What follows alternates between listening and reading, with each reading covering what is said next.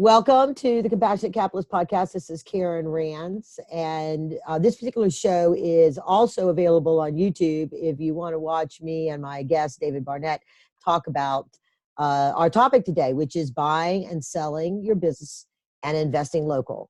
And so the reason why this is so important, as you know, anybody that's been listening to my podcast, that I'm all about the teaching people how to invest in entrepreneurs as an angel investor, as a way of creating wealth, potentially generational wealth, because the greatest source of financial independence and wealth creation, particularly generational wealth, is to be a successful entrepreneur. The next best way to create that kind of wealth is to be those investors in those successful entrepreneurs, because you get to ride that train as that particular entrepreneur, excels and exceeds. But you know what? You don't actually make any money in the business as an investor, or even as a founder, you'll make an income and stuff like that, but until you have an exit.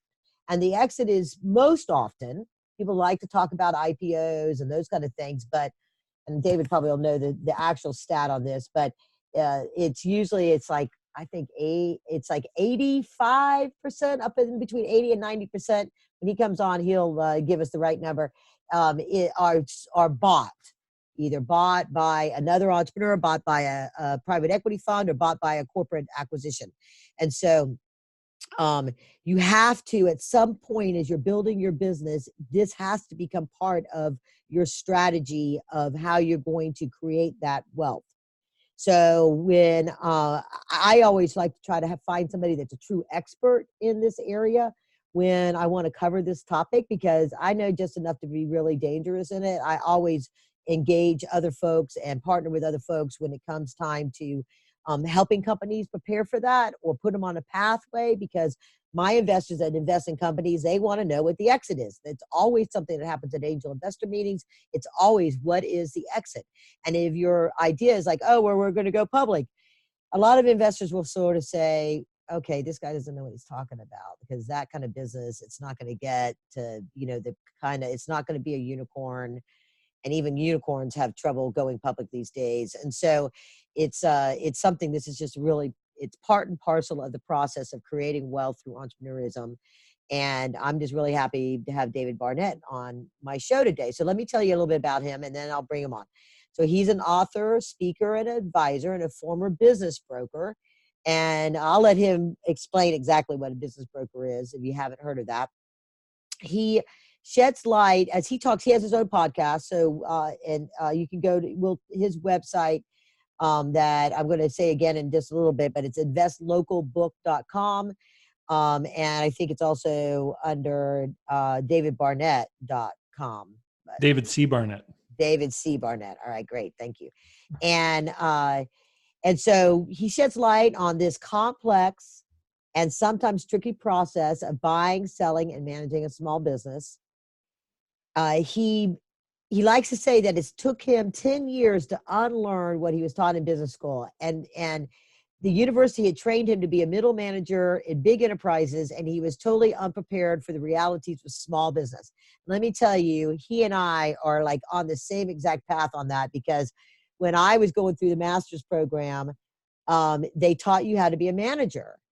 And I ended up working at IBM, and IBM was the example of what they said. Here's the great, nobody gets fired when they buy IBM.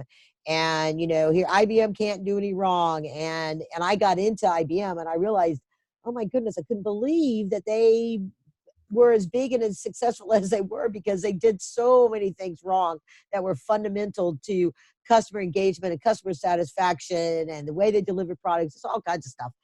It was just amazing to me. It was so contrary to what I had learned in business school. And then I was like, I was right in the midst of the .com. So it was all these small businesses that were trying to raise capital to grow their business in the .com thing. And that was a whole nother thing, but it's not about me right now. It's about David and what he's going to teach you on this show. So with that, I want to say welcome to the show, David. I'm so excited to have you talk about this on the Compassionate Capitalist Podcast. Oh, thanks for having me on, Karen. So share how you your journey from business school to Sure. becoming a business broker and what that meant. And then now the kind of advice, and I know you're a speaker and this author, and the reasons why you wrote so many books, and then we'll jump into some of those books. Yeah, sure. So, just to do a quick story, I've always been an entrepreneur and interested in business. So, grew up in Canada, and of course, that means that when you're a boy, your first money earning venture is shoveling other people's driveways in the wintertime. So, shoveling driveways, mowing lawns, all that kind of thing. I was always looking for a way to make some money, and I was always interested in business. And so, as I went through my public school years and into high school, I knew that I was going to be doing something to do with business. And so naturally, I signed up to go and get a degree at business school. It took me a little while to realize, though, that I was being turned into what I call a Fortune 500 bureaucrat, which is one of those middle manager types that you described in the big company. And so we're studying things like international business case studies about whether the big company should go into the new market and all this kind of thing. And I'm looking at this stuff saying it's very interesting, but I honestly don't believe I'll ever be involved in anything like this, because my heart and soul was in the businesses that I would see when I was driving around or walking in town. And I was more curious about how the local brew pub was able to make money and grow their market than I was about whether GE should, enter a new Latin American market or something like that. And so when I got out of school, I actually lucked out in the biggest way you can imagine, Karen. I got a job as an advertising salesperson for the Yellow Pages. You remember that? Yeah. So this was at the end of the 90s and at that moment in time, if you typed plumber into Google, you would get a plumber in California, no matter where in the world you lived. So they hadn't figured out local searching. And if you came home one day and saw water leaking out of the ceiling of your house, and you knew that there was a bathroom right up there, and you knew you needed a plumber, you had to grab that yellow book and you had to look for a plumber that was right there in town. Right. So I got an opportunity to go and meet the owners and managers of real local small businesses, people that we do business with every day. And I got to ask them about how they made money. I got to learn their business model. And I asked them one very important question, which is, the next time your phone rings, who would you love to have on the other end of the line? So I was able to help those people grow their business and design advertisements and in some cases put ads in different phone books for different cities, depending on what kind of business it was. I knew, though, that Google was going to improve. They had to. So by 2005, I got out of that. I actually started a business with a friend. We were going to buy a franchise, and then we realized we could probably pull off the same idea on our own, and we did. And a couple of years later, we sold that business, and that was the first time I'd ever sold a business, and it was my own business. And I wasn't quite interested in buying and selling businesses at that moment, but I was still interested in business and in particular finance. So I actually started a business loan brokerage company. And so I was doing brokering loans, capital and operating leases, factoring facilities.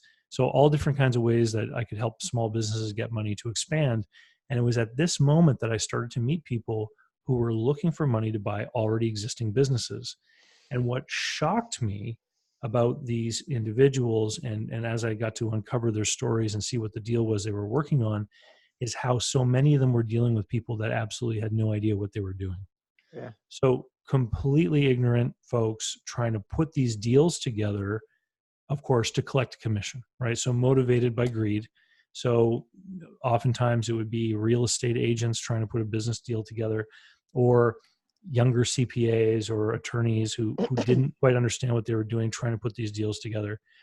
And I saw some pretty awful things. I saw people lose deposits. I saw deals fall apart at the last minute because the terms that everyone thought were structured, that to everyone else's understanding, in fact, were not.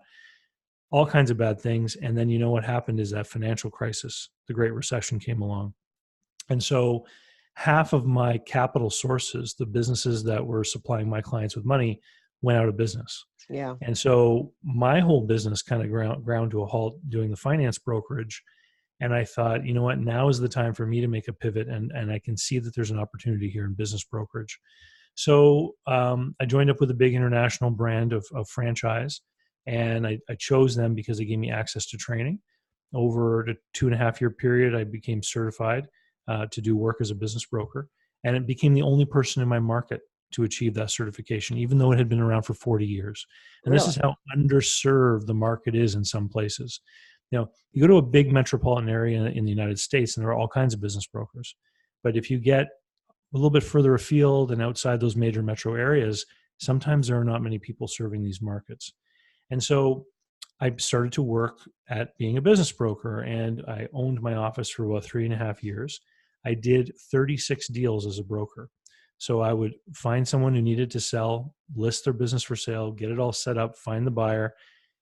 A business broker, people like to look at it as analogous to being a real estate broker, but really there's more to it, because the entire business brokerage market is often done in secret.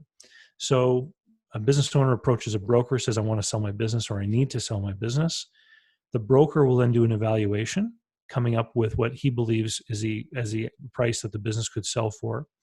So in that way, we kind of do the job that the real estate appraiser is doing over on that house. Right. And then we find the buyer. So we're kind of doing what the real estate agent would do in finding a buyer. And then oftentimes we have to work with the buyer and help them create their business plan, their cash flow forecast, and then bring them and introduce them to lenders and bankers that we have a relationship with, and actually kind of be like the mortgage broker over on the house deal. So there are many more roles that the business broker has to fill in helping both sides of the table, in helping that seller present his business and find the buyer, and then working with the buyer to help them satisfy all of their advisors and all of their concerns, and getting the money lined up. And then only then, when the deal comes together and money changes hands, do you get your commission. And that's why business brokerage is an absolutely awful business. Okay. And it's why after 3.5 years, I decided there's no way I can carry this on, because while I sold 36 companies over that period of time, there were 3 periods, one of them 9 months long, where I didn't have a closing. Wow. And so I had an office, I had an assistant in the office, I had billboard and radio advertising campaigns going on, I had associates in the office, I had a monthly overhead of about 10 grand. Yeah. And so as you imagine, when nothing's closing, you start to go deeper and deeper into the hole, and then you close a deal and you get a big fat check, which is beautiful to hold until you realize it's other people's money. Yeah. And you go and you pay off your debts and your lines of credit, and then you start again. And so I got out of it, and I became a banker for a while. And it was when I was in that banking role, I was covering a pretty big region. I spent a lot of time in the car. My cell phone just kept ringing, and people would call me up and they say, Dave, I got your name from this person, and I'm trying to do this deal, and I'm trying to find someone who can help me understand this or that.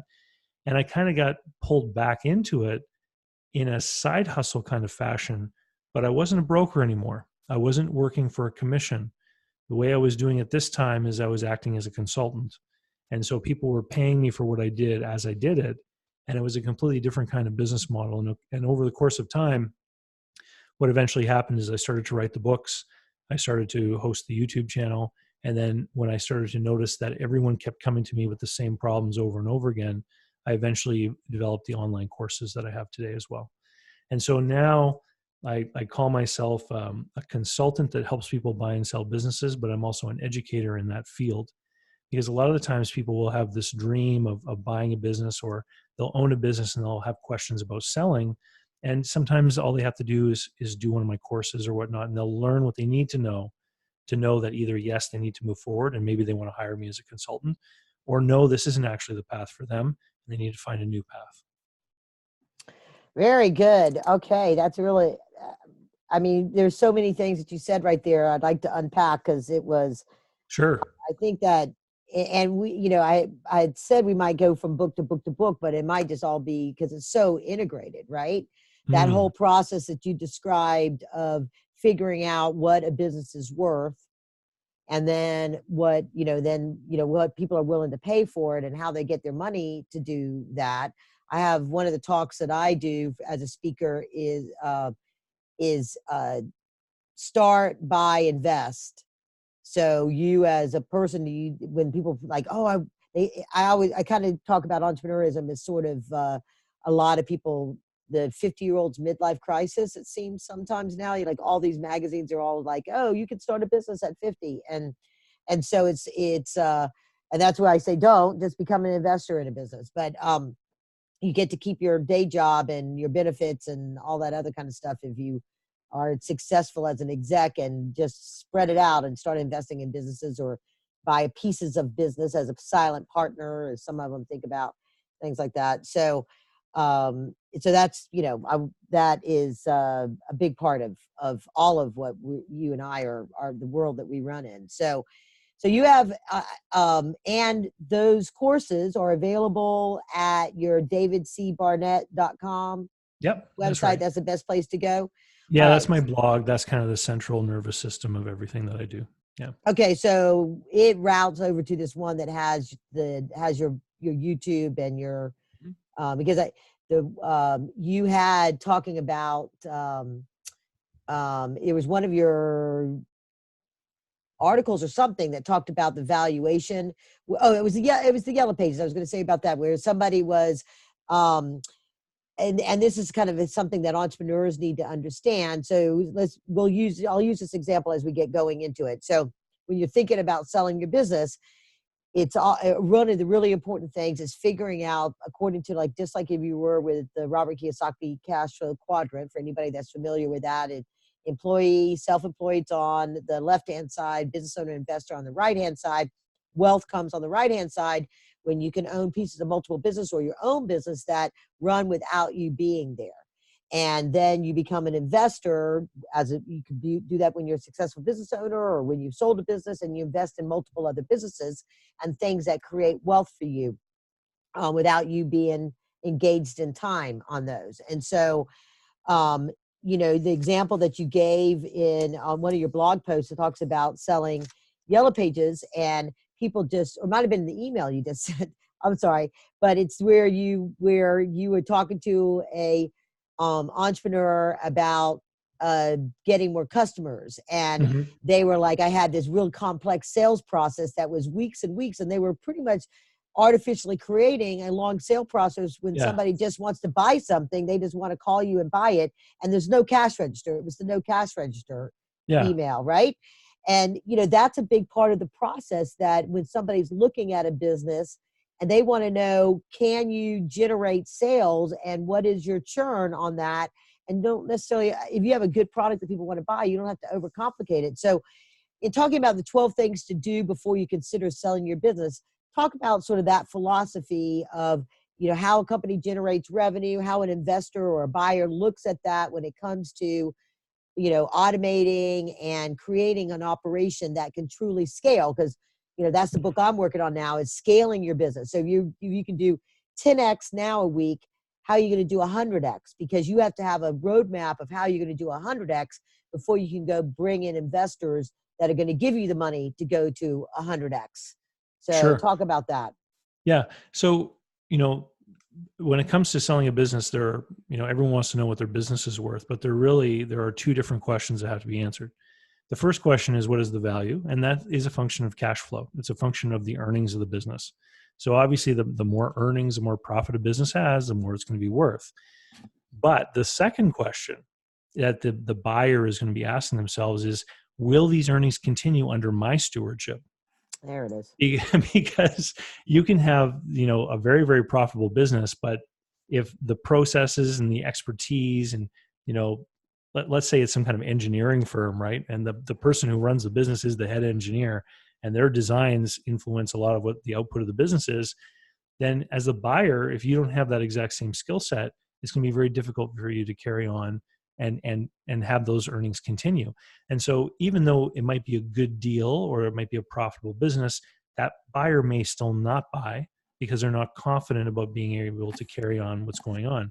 And it leads us into a big problem that a lot of people in this space have, is that if you go online and you start looking at articles on how to value a business, the way that guys talking about publicly traded stocks value a business is very different from the way that people in the mid-market space are valuing a business. Yep. And it's very different from how people in the Main Street or small business space are valuing a business.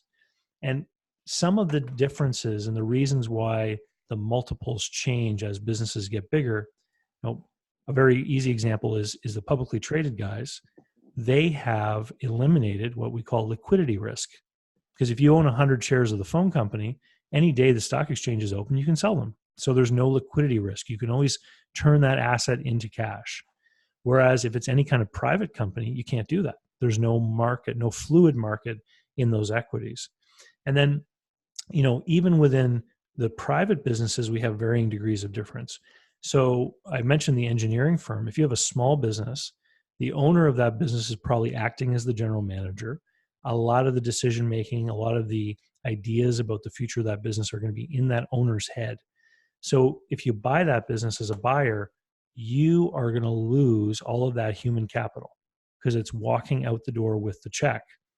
Whereas if I invest in General Motors, I don't have to know how to design a new car, because General Motors comes with designers and engineers, and they're going to take care of the next new car, right? And so when I buy GM or I buy a larger middle market company, there are so many layers of management and supervision that come with the business that the future earnings are of importance to me. I will believe that a larger company is going to have sales growth in the future because the team that has pulled it off in the past are going to be part of that acquisition. They're still going to work there. However, if I see a small business and the owner tells me, oh, there's going to be a new subdivision nearby, we're going to have more customers, and so the future is going to be better, you should pay more for my business. Well, I'm the guy who's going to have to run the business, and I'm the guy who's going to have to solicit and attract those new homeowners to come to the business. So why am I paying you for work that I'm going to have to do? Right? Right. It's a very different kind of scenario. And so people who want to grow a business and grow its valuation, they have to be working on both of these questions. They have to be working on actually growing the numbers while they build the systems and processes so they can show people that, yeah, it will carry on with you as the new owner. There's a great example I always use. A past client of mine, he was a roofer. So he was installing asphalt shingles on roofs. And in the summertime, he would have 3 or 4 crews of guys working. And he had a lot of experience, decades of doing this. And he wanted to sell his business, and he had nothing written down. So who's going to be the buyer of this business?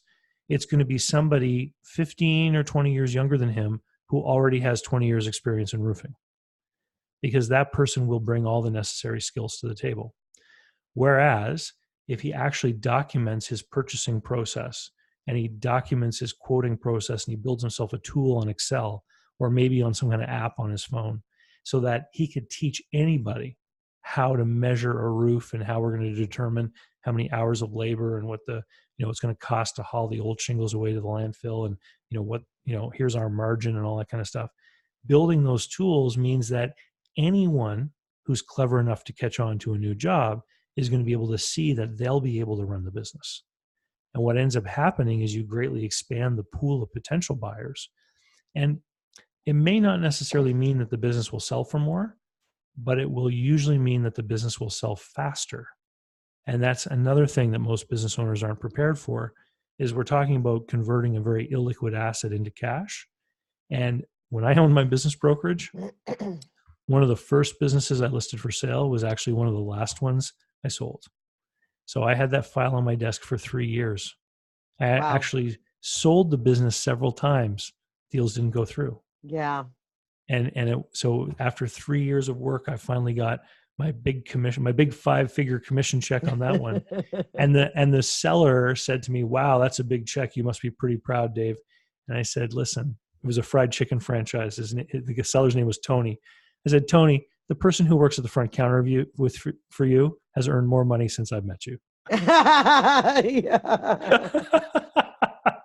So it was great to finally get paid, but it really drove home to me the problem with that business model for me is I had my hands on that file every month for 3 years before I finally earned something on it. And it was a regular franchise that a franchisee was selling. And so it was known. So that kind of brings into this, when you're getting ready to sell, there's intangible and tangibles, right? So, the first thing, kind of like your first baseline is, what are the earnings before taxes and depreciation and all that? And so what is that, and whatever multiple, and different industries have different multiples, different, as you mentioned. I thank you for that example of the difference between a public, mid-market, and small business, because that Mm. really, crystallizes sort of the difference in the value proposition in the market and who your target buyers are and kind of how you go about that.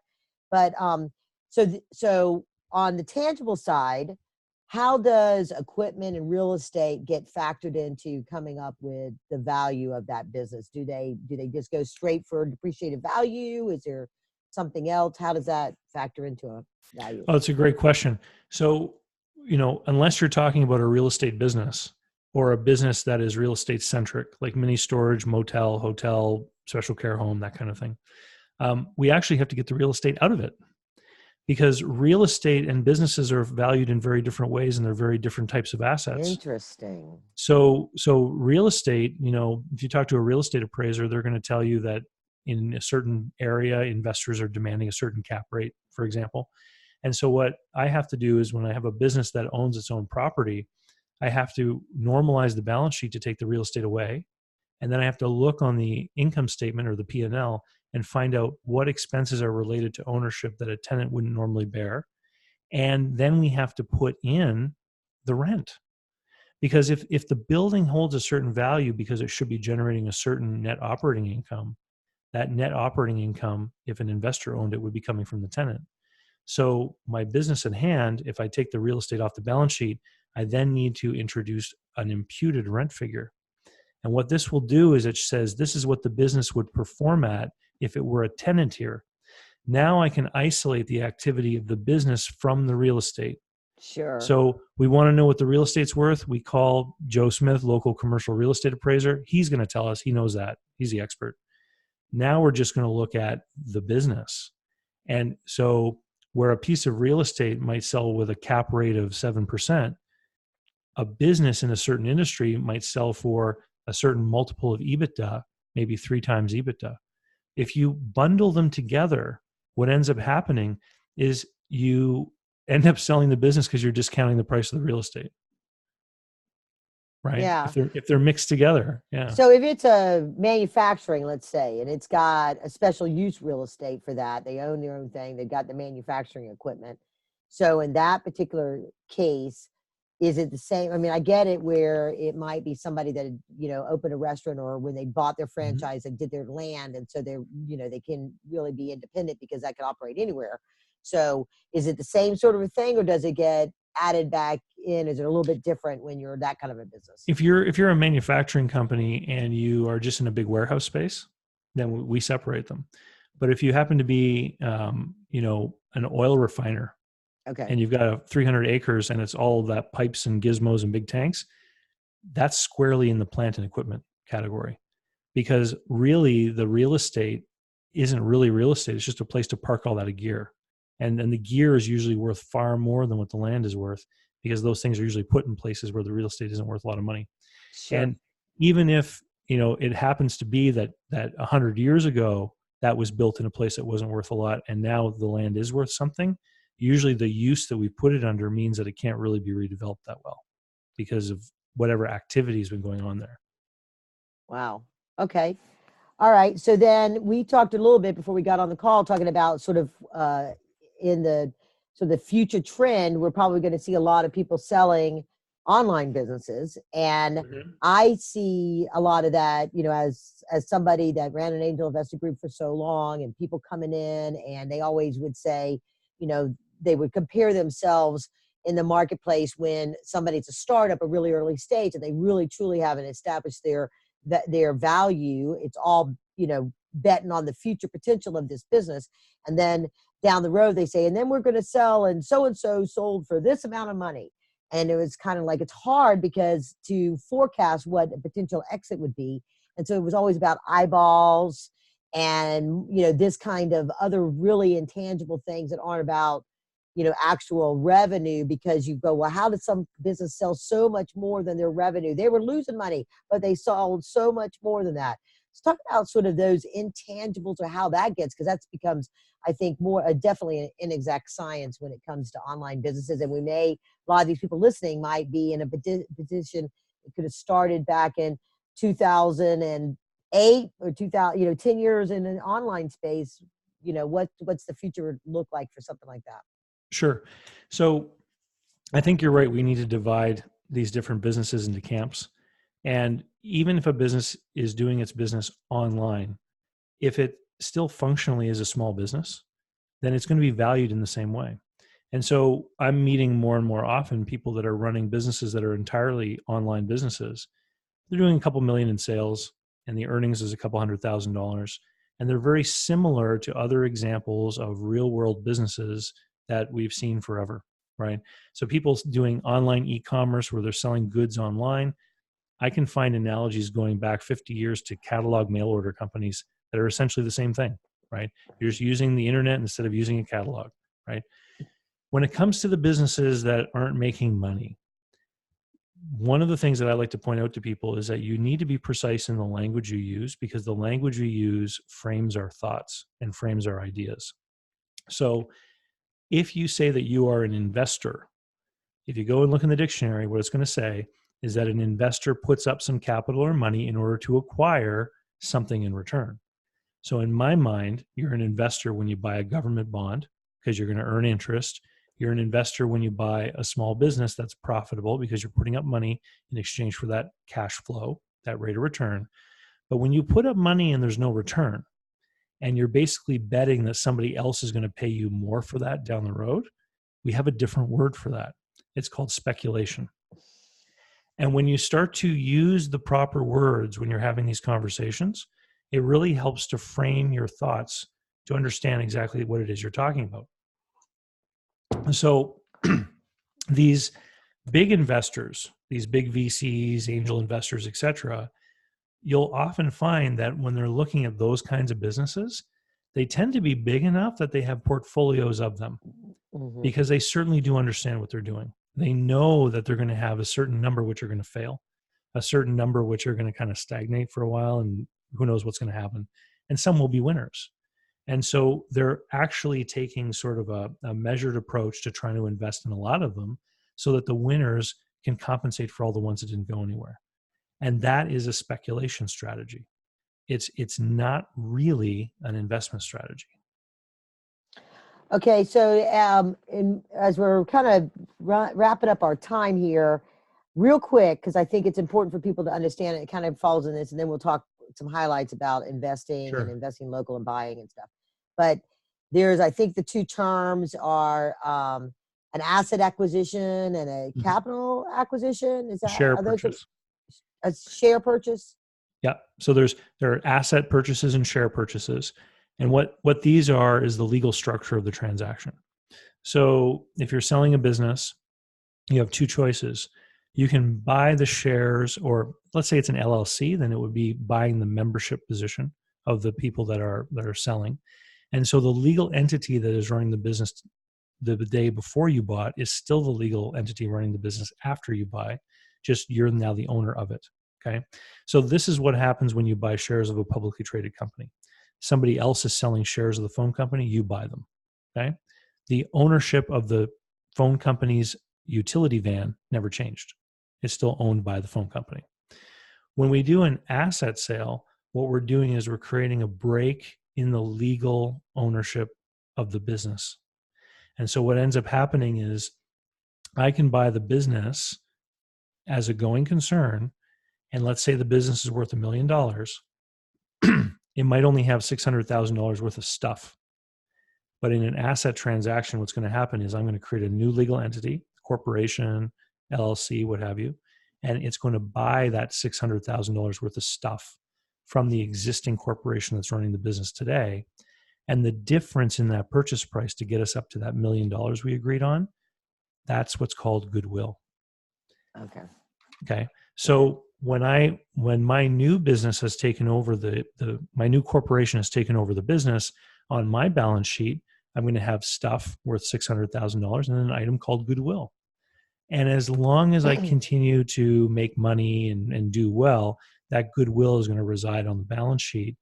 And then you have to talk to a CPA to get the specific understanding of this, but there are certain things that can happen in the future that will cause the value of the goodwill to erode if the business isn't as profitable and things like that. But what's interesting is that the only way that goodwill can ever appear on a balance sheet is if the entity you're looking at one point acquired another entity. And so if you're ever examining a business and you find goodwill on the balance sheet, that's certainly a question to ask is what happened? How did you end up with this on your balance sheet? And there'll be a story behind that. Yeah. Okay. Ha. Thank you. That was enlightening to me right there. Just, always learning something new. And that was definitely a clarification for my thing. So, okay. So now, of course, David's got 12 things to consider when you're selling your business. And then there's how to sell my own business. And then the 21 stupid things people do when trying to buy a business.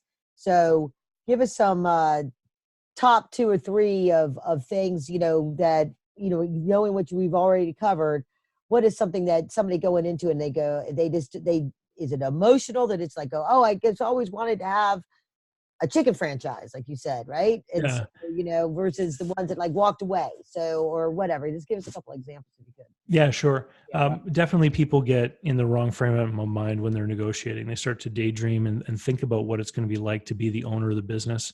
And it's actually, there's a phrase that's been coined, buyer fever. It's almost like a mental illness. You're so excited about owning the business that you would do things and you agree to things that you wouldn't normally do under normal circumstances. Really? Here's one of the biggest ones, though, in that 21 Stupid Things book. The smallest businesses are always presented with a cash flow figure that's seller's discretionary earnings or seller's discretionary income. There's a couple of different terms for it. But what it is the total amount of money available to an owner operator that works full time. And the reason why it's presented in this way is because these small businesses will tend to have a buyer that will come in and become the manager, right? And so that person is asking themselves, if I invest my money to buy this business, how much money will I get, right? And so in presenting it that way, the buyer is actually wearing 2 hats at the same time. They're wearing a job seeker hat and an investor hat at the same Mm-hmm. time. And here's the mistake that they make. They look at the purchase price of the business. Let's say it's $1 million, and they look at that total cash flow figure to the owner. Maybe it's 250 grand, and they go, "Wow, if I buy this business, I'm going to earn a 25% rate of return." And in the moment they create that thought, what they've done is discounted the value of their own labor to zero. Because in order to get that cash flow, they have to work full time. Mm-hmm. And so this is one of the big mistakes people make is they actually, whenever I'm working with people and I'm teaching students, you have to separate these things out and you have to determine what is the fair market wage for doing this work. If I had to hire somebody to run the business for me, what would their pay be? And if that person would be paid $100,000, all of a sudden now the investment return has gone from 250 to 150. So what I'm doing is I'm buying myself a $100,000 job, and the investor part of my personality in this split personality description, the investor part, he's investing $1 million to earn a $150,000 rate of return. Yeah. And so you have to be very careful and look at how these things are presented. And there's also all kinds of things you have to be very careful about in the way that people present things. The sellers and the brokers are always trying to make the business look as good as they can because they want obviously somebody to buy it.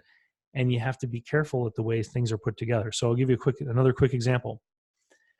Oftentimes what will happen to get that seller's discretionary earnings figure is they'll take the EBITDA, which is the earnings before interest, taxes, depreciation, and amortization, and they'll add back the salary of the owner and to get the total cash flow figure. And if we're talking about a little retail store or a little, candy shop or an ice cream stand or any number of very simple kind of businesses, that works great. However, if we're in any kind of equipment intensive business, say, for example, a foundation company where you've got excavators and bulldozers and trucks and all this kind of stuff, when you have a lot of big equipment, that equipment is wearing down every day and needs to be replaced. Well, if you added back depreciation, you're completely ignoring the cash demand on renewing your fleet of equipment. And so for certain kinds of businesses, we have to modify this. We have to introduce something that the bigger guys are used to playing with, is some kind of CapEx figure. Mm-hmm. What do we have to take out of our cash flow every year in order to renew our fleet of equipment or recognize the fact that our big item is wearing out. And this kind of thing will creep in places where people don't expect it, like indoor trampoline parks, for example. Right? It's a huge investment in the beginning to have all of that structure built wherever it is, and then it starts to wear out over time. And we've all been in a business where somebody hasn't taken the effort and the pains to do a renewal when it had to be done, when the paint starts to look tired and things aren't looking very nice and it starts to look shabby, then all of a sudden your client mix starts to change. And then to attract people, you have to start reducing your prices, and pretty soon the business is not what it was supposed to be. Yeah. And you're in that death spiral, and this catches people off guard, in particular if they don't have a lot of experience in the industry. And so when I was a business broker, when I was trying to sell that fried chicken franchise, I would get a lot of people like civil servants and bankers and different people who would come and they'd look at the numbers. And one of the first questions I would ask them is, have you ever worked in a fast food restaurant? Why don't you go take a shift at McDonald's and see what it's like? Because if you're going to put yourself in that environment every day, you need to know that it's going to be something you enjoy, because nothing will kill a small business faster than an owner who has no enthusiasm for it. Oh, yes, absolutely. Right? It's all of the energy. Everyone's going to feed off the owner's energy, whether it's positive or negative. Right, right. Oh, great. Okay, so that kind of rolls in to talking about investing in as part of this. Continuing on, is that because there's this I get businesses coming to me, people that want to buy a business, and they were like, I need an investor to help me buy this business. And everything you just said, I guess it's just enough of my business school background and experience, not near as much as experience as you are. But, I was like, well, are you going to work in the business? Because that money, exactly like you talked about, the seller discretionary income, I said, well, that's going to go to pay your note, if you're going to have a note, because a lot of times, depending on the size of the business, rarely do people come to the table with all the cash to buy. They either have to go Absolutely. get debt, or they got to get a mezzanine finance. I mean, I've seen it put together where you've got, and anybody that's providing debt, like if it happens to be some form of an SBA, they want you to come to the table with 10 to 20% of your own money in there. And so, that's your owner equity, just like buying a house. You can't buy a house without 100%. You got to put something down on the table. And so, and then if it's really big, you'll get some mezzanine into your long-term debt, which is usually based off of your hard assets, right? So you get, all these pieces and parts. But way you explained that and I had 2 times recently, I've said, well, that might be what the profit is, but you're going to need all of that to service your note. And then you got to have to pay somebody. So you got to find out how many people he's paying to generate that. How much are they taking out? All these kind of things, because that's all part of what you're going to be able to create profit plus service your obligation when it comes to how you put together your acquisition price.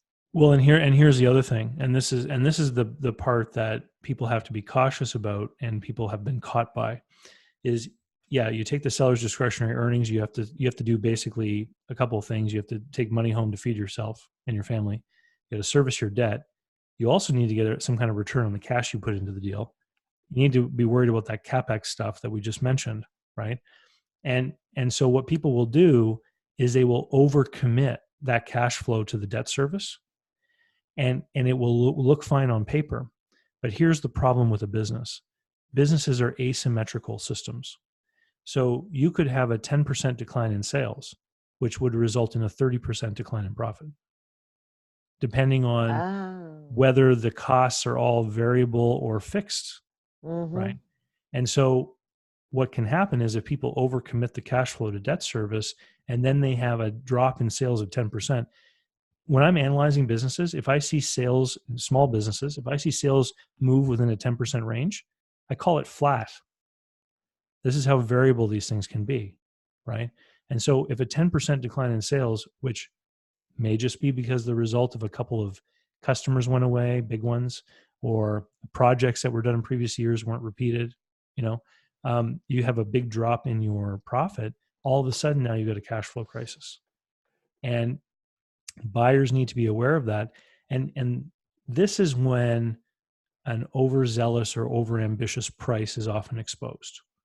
When people sit down to work on the numbers and they say, there isn't any way to cautiously get into this deal, there's no way to structure the debt over any longer period of time than I already am to make these numbers work. And what you end up realizing is that the number that has to move is the first number, which is the transaction price. Yeah. Okay, so kind of like, okay, we've talked about sort of like these issues, right? So when a seller goes to somebody such as yourself to get, this advice and counsel on putting this together, and I mean, it's real quick. So an accountant can look at the books, but they don't necessarily look at these other kind of things when it comes to what a value of a business is. It's somebody, I mean, this is not necessarily rhetorical, it's an actual question. And then when somebody like yourself looks at that, do you do the accounting and finance side of those kind of figuring it out? Or how does somebody that just knows they want to buy a certain kind of business, they don't want to start a business, they don't want to go through all of that, they want to kind of step in. So what's the things that, like the top 3 or whatever short list of things that are like your red flags to look at? The sort of the takeaway from this podcast is, okay, I'm looking at buying a business or I'm looking at selling a business. And so these are the 3 things that need to really have clarity in it if I'm going to get to a meeting of the minds and the financing when it comes to that transaction of buying and selling. Yeah. So I would say for sellers, the number one thing is that they built a successful business by being worried about what their customers want, right? They try to satisfy their customers in every way that they can, and this is how they build a successful business. And I'm not sure what it is that changes, but when all of a sudden they start talking about selling their business, it suddenly becomes self-centered. All of a sudden now they're talking about what they want, right? Instead of thinking about that business buyer like a customer and empathizing a little bit and putting themselves in their shoes. I've had many selling clients over the years who've said, I want to sell my business for $1 million. And I'll put a few numbers on a piece of paper and I'll say, great, if you were buying this business for $1 million, how would that look for you? And I show them in under 5 minutes how it doesn't make any sense at all, right? So you've got to approach it the same way you approach any kind of sale, and thinking about what the other person wants. Automobile dealers learned long ago that the average person doesn't have $30,000 or $40,000 in their bank account. And so when you go into the car dealership, half of what they want to talk to you about is how they've solved this problem for you. We have leasing, we have financing, we have all this stuff because they're trying to help their customer achieve their customer's end, which is to purchase the car. And they understand that the customer's big problem is getting the money, right? And sellers need to have that same idea. When it comes to the buyers, you have to make sure the deal makes sense for you, and you can look for opportunities to improve the business as reasons to buy, but you don't want to pay the seller for that. You want to pay the seller for what they've delivered to you. And so what I often say to a lot of my business buyers is you have to figure out at what point this acquisition just doesn't make any sense for you. And you can't cross that line no matter what. And what's frustrating for a lot of people to understand is that this market is so inefficient that buyers and sellers may or may not be getting advice, first of all, and they may or may not be getting advice from the right people. They can actually be getting advice from people who don't know what they're doing and are telling them incorrect information. So you mentioned accountants. So there are many accountants out there who are very experienced, who worked on business transactions before and have helped advise buyers and sellers. But selling businesses and valuing businesses is not an accounting function. So in a big corporation, you've got an accounting department, you have a finance department. The accounting department, they're historians. They're recording what's going on in the business, making sure it's accurately represented in the books so that the investors, the government, the tax people can see what happened in the business. The finance people are trying to allocate resources for the maximum return. So the finance people are future focused. And valuing a business is a finance activity. It's what are we willing to pay to acquire this cash flow? What makes sense vis-a-vis our other options? And so my second big thing for people that are buying a business is that, first of all, they have to focus on deal flow. You have to create the circumstances where you have more than one option. So Sure. you don't feel like you're stuck deciding go or no go with this one.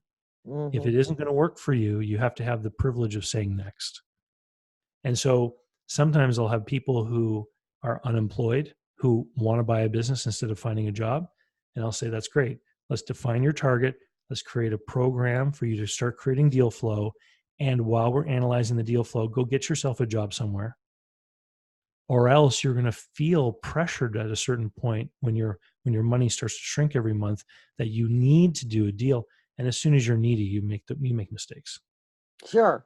When I would speak to Kettering Group and some of these things that on that whole start, buy, or invest, it's that because they've got a windfall, they got a golden parachute, they're left the company and they want to go do this other thing, and they're not, But maybe the thing to do is you don't want to be an owner operator, right? You want to, or you want to be. Well, I call them an execs with checks. That's people that are going to go in and become a partner in an earlier stage business that still has its growth potential. So they get that sort of, uptick of being part of the exciting startup world, but they have the ability, they're going to go in and they're kind of working themselves out of a job. So they go to help them get to that certain level that some other professional come in from a regular paycheck and be a part of it. And they kind of have that glory, to be able to do that. So You're familiar with that Michael Gerber book, E-Myth? yeah, exactly. I use that in my Okay. coaching program.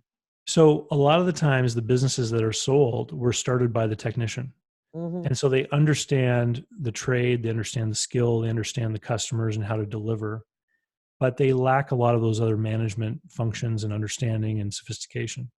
And so what happens a lot of the times is the buyer will be a middle manager type person from some field, a bigger company, and they'll understand more about systems and operations and having checklists and stuff like that.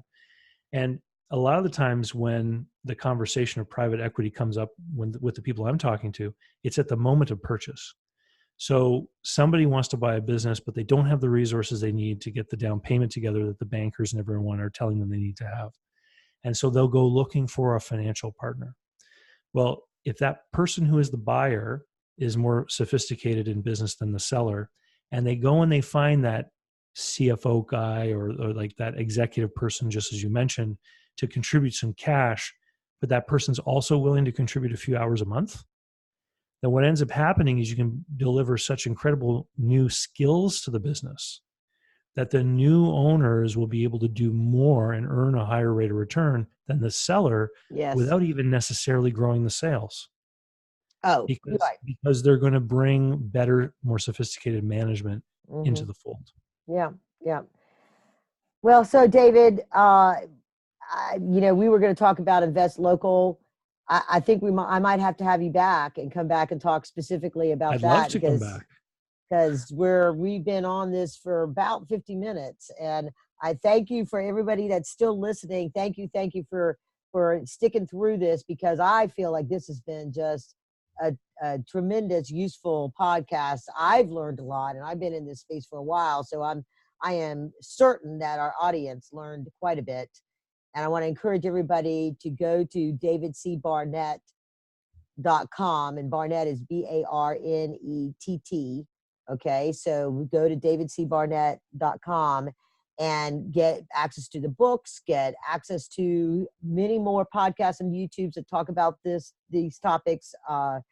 And there's even a chart there that kind of maps out where you are and the types of programs and offerings and books and everything that maps whether you're buying, selling, or whatever you might be doing. And I'm looking forward to having you back and talk about Invest Local, because that's near and dear to my heart, because I think that's a big part of the compassionate capitalist movement, is investing in the businesses that are in your community and growing our economic base within our communities with the jobs and things that we can do as part of that. So we're going to have you back. So I appreciate you Awesome, Karen. being Thank on the you. show today. Thank you very much. Anything you want to add as we get ready to close out? Well, no, just if people out there are interested in business deals in the small business space, head on over to my website, davidcbarnett.com, and sign up for my email list, because I send out emails all the time with sometimes it's factual stuff, but more often than not, it's stories, insights, things that, I have conversations with clients, a certain thing gets discussed and I go, you know what, the email subscribers would like to hear about that, without revealing who they are or anything like that. But it's all about learning and sharing and thinking about this stuff. Is, for a lot of people, if they're not in this world, there's a lot to learn. Yeah, absolutely. And then I'll also encourage people to go to KarenRands.co, there's no M on that, .co, and sign up for my Compassionate Capitalist coffee breaks. And those are just real short, 1 minute video, 2 minute videos that are answering questions that entrepreneurs have asked me over the years, or specific issues that I feel like come up all the time. And you can sign up for those and then also find out the rest of what we offer for entrepreneurs and investors. So with that, thank you very much again, David, and onwards and upwards, everybody. Have a great day. Thanks, Karen. You're welcome.